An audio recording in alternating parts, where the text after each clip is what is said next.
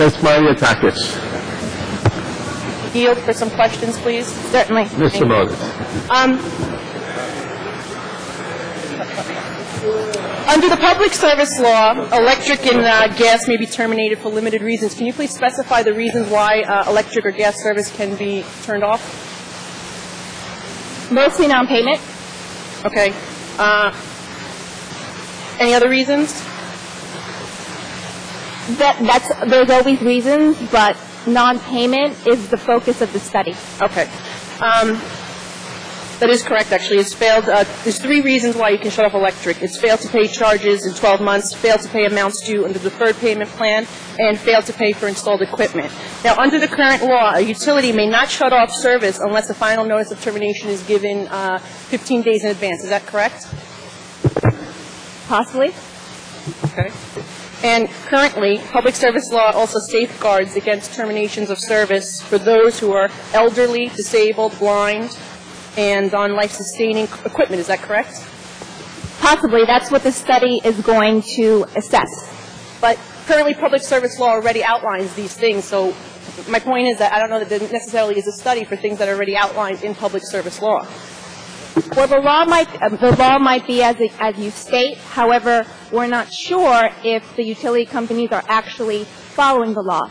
Believe it or not, the utility companies don't collect information on people's age. They don't know when they're shutting somebody off, how old they are. So even though the PSC might state that as a matter of law, unfortunately, the utilities don't shut people off. They don't know whether those people are elderly. So even that may be the law, but unfortunately, we don't know what the utility companies are actually doing. Well, the Public Service Commission has a customer hotline where they can call and complain should they feel that they've been turned off for improper reasons, and that is one of the safeguards that the Public Service Commission has in place. Do you know how many people have called this hotline to complain about turnoffs that leads to this belief that utilities are not obeying the law? Actually, that's exactly the focus of the study that we are requesting. Unfortunately, we don't know how many people call this hotline. We don't know how many people know about the hotline. That's the problem. The focus of this study, the reason why we're directing the study, is that we do have all of these measures. As you mentioned, the hotline, we have deferred payment agreements, we have other availabilities such as HEAP to help people who cannot afford their electricity or can't pay, to help them get on track with payments. However, we don't know, with respect to consumer protection angle, whether customers know about these programs, know about the hotline, whether they actually exist. So in light of all these consumer protections that we already have, that the state already has, why last year were there over 320,000 terminations in New York State? That's a problem.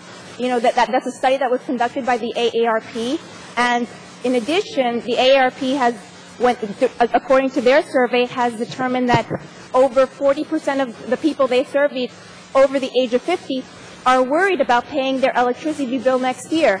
So in light of those concerns, a study determining whether or not we are utilizing our consumer protection mechanism properly is something that I believe is certainly called for. Well, it's interesting that, your justification in the bill says that during the winter months, senior citizens there's a fear that senior citizens may be turned off from electricity. However, Public Service Commission, Sandra Sloan, the Director of Consumer Protection, just last week at the open session said that we have a voluntary agreement from the utilities saying that we will not shut off 62 years of age or older, or if there's someone 18 years or younger in the household. So there's already a voluntary agreement. I understand that, but how would they know, Ms. Malliotakis, that they're turning off somebody who is 62 or older, their energy or their gas or their heat, if they don't collect that data? That is the question that we need to study. I don't believe that that's the case. Clearly, if there's a law that says between November 1st and April 15th, you cannot shut off electric or gas service, the utilities are abiding by that, or else... Excuse me, Ms. Malliotakis. Yes. We're missing part of the argument because of the noise in the chambers right now. Can we have some silence so that we can appreciate this argument, this debate? Thank you. I'm sorry, Ms. Malliotakis. No problem.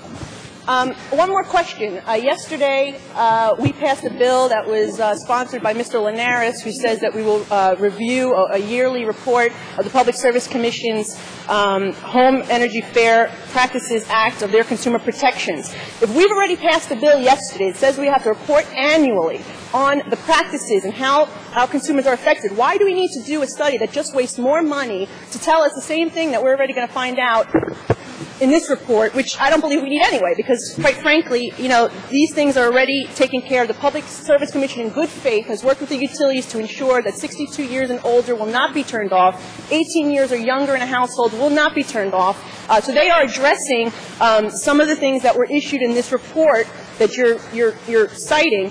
In addition, there are many inaccuracies in that report, according to the Public Service Commission. I believe that someone who is a sponsor of a legislation such as this would be familiar with the public service law prior to requiring a state agency to conduct a study like this. It's actually interesting that you bring up Assemblyman Linares' bill. Assemblyman Linares' bill actually builds on my bill. My bill requests that a study be conducted by the end of this year, by November 15, 2011. If that study cannot be conducted by then, it calls for a short moratorium during the winter months. One of the things that the study revealed was that there's a lot of discrepancies between utility companies and when they shut off power. There's certain utility companies like National Fuel and National Gas that don't shut off during the winter months. But then there are other utilities that do, that have a very high number of utilities. I will give you an example, one that I'm sure you're familiar with, Con Edison, which has a lot of facilities in my district, which produces a lot of power, generates a lot of power for New York City. Last year, during the winter months, they shut off, they terminated over 15,000 customers, while other utilities, they lessen the amount of terminations during those winter months. Why is that? That's a question we need to study, and that is exactly what this bill requires the PSC to study, and that's exactly what Mr. Linares' bill also requires to study. It's the same study, it's just a different time frame. Okay, and so your study, if the PSC does not complete this study by November 15th, what will happen, you said?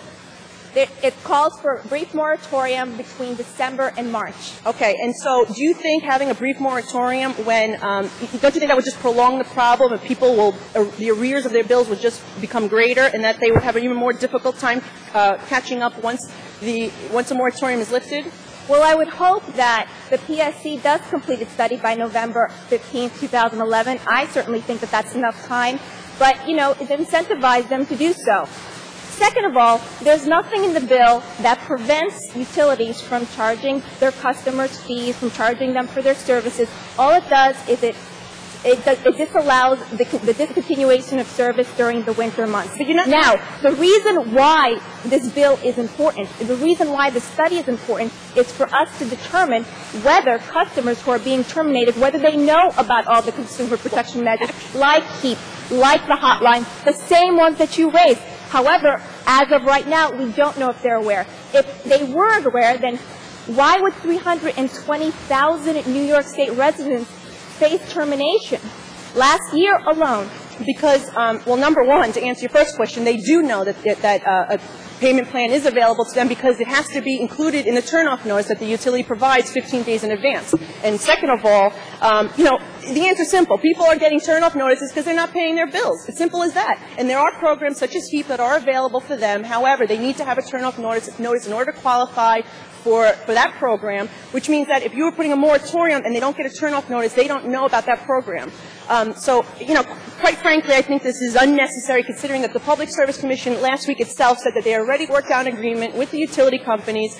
62 years or older, they will not turn off the electricity during the winter months, which is what your justification for this bill is. Therefore, the bill is really not needed. Thank you very much.